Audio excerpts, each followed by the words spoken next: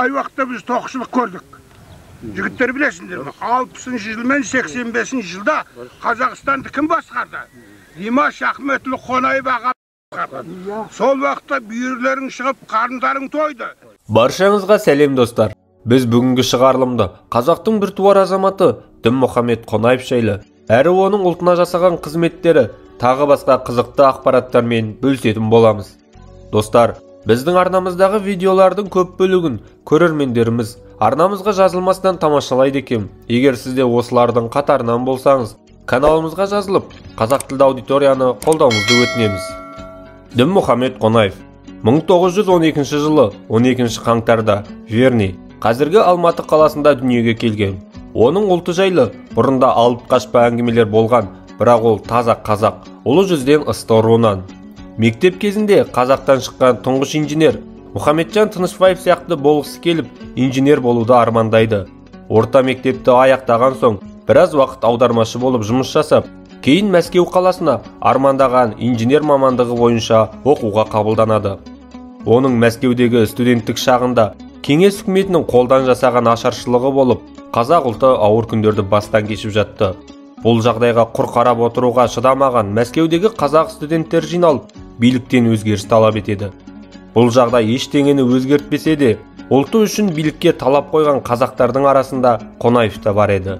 Оқуын аяқтаған атамыз Балқаш қаласындағы мыс кеніне жұмысқа тұрып, сонда 3 жыл қызмет атқарғаннан кейін Алматыға оралып, отау құрған еді.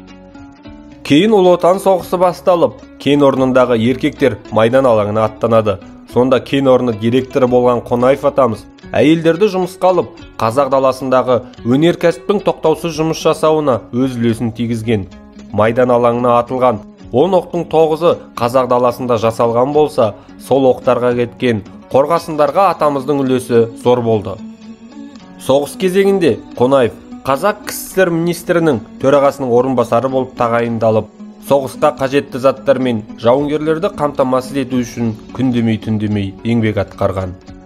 1951 жылы Қонаевты Сәтбаевтың орнына ғылым академиясының президенттігіне ұсынады, бірақ атамыз бас тартқанына қарамастан билік оны сол лауазымға тағайындайды.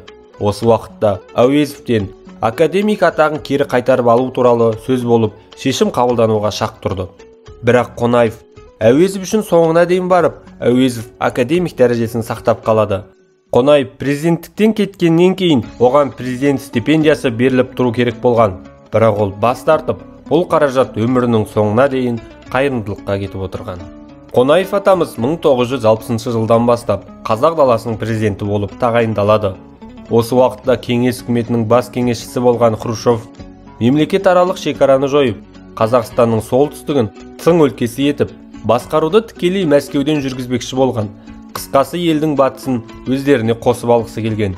Сол уақытта Тәшенов Хрущевқа қарсы шығып, егер солай жасар болсаң, оны әлемдік сотқа беретінін айтып, аяғына тұсау бола алған. Бұл жоспары жүзеге аспаған Хрущев енді елдің батыс бөлігін Түркменстанға бергісі келеді. Оған себеп, олар мұнай өндіруден тәжірибелі деп көрген. Бірақ осы уақытта мәселеге Қонаев араласып, Хрущевті жер қазақтың билігінде қалуға көндіре алған. Бірақ Хрущев қазақтың оңтүстігіндегі мақта өндіретін орындарды Өзбекстан билігіне беріп жібереді. Бұған да қарсы шығып, жерді сақтап қалуды қанша тырысқанымен, Хрущев айтқаннан қайтпай, жер Өзбекстанға кетеді. Алайда кейін жердің көп бөлігін атамыз елімізге қайтарып алады. Кейін Хрущевтің жандай шаптары қазіргі Павлодар қаласы атауын Хрущевград деп өзгерткісі келеді. Бұны естіген Қонаев бұның да алдын алып үлгереді.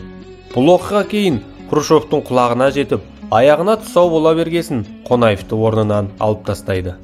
1964 жылы билікке Брежнев келіп, Қонаевты бұрынғы орнына қайта тағайындайды.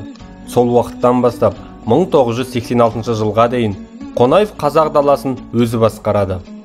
Осы аралықта елдің әл-ауқаты көтеріліп, қазақ ұлтының саны 2,5 есеге көбейеді. Елімізде көптеген өндірістер бой көтеріп, өндіруші потенциалы 7 есеге дейін, өнеркәсіп 9 есеге, ауыл шаруашылығы 6 есеге, капиталдық құрылым 8 есеге дейін ұлғаяды. Қонаев қазіргі Алматының дамуына көп еңбек етіп, Медеу, Қазақстан қонақ үйі, Казгу қалашығы, арасан демалыс орындарын аштырады. Бірақ Алматы үшін ең маңызды еңбегі бұлар емес еді. Ең маңызды атқарған ісі ол Алматы бөгеті болды. Себебі кез келген уақытта таудан құлаған тастар қаланы басып қаларын Қонаев Алматы тумасы ретінде жақсы білген. Кейін білікті мамандармен ақылдаса келе, жасанды жарылыстар жасап, бөгет тұрғызуға кірісіп кетеді. 1976 жылы Алматыда көшкін болып, осы бөгет қаланы сақтап қалған. Қонаев 1986 жылы өзінің зейнетке кететінін айтып, биліктен кететіні мәлімдегеннен кейін, орнына Кеңес одағы Колвинді қоюға шешім шығарады. Ол шет жақтан келген, қазақ даласы жайлы білімі таяз болғасын, жастар қарсы болып, желтоқсан оқиғасына себепші болады. Сол уақытта тұтқынға түскен жастарға түрлі жала жабылып, Қонаев бүлікті басқарушы деген айыппен де біраз уақыт үй қамақта отырады. Кейін барлығы ақталып шығады. Қонаевтың халыққа жасаған ерлігі мен игі істері тек осы видеомен шектелмейді. Әлі біз айтып үлгермеген қаншама ақпараттар бар. Ақпараттың көп бөлігі атамыздың кітабынан алынды. Егер видеоны осы аралыққа дейін тамашалаған болсаңыз, арнамызға жазылып, видеоға лайк баса кетуіңізді сұраймыз. Сіз үшін оттаймыз.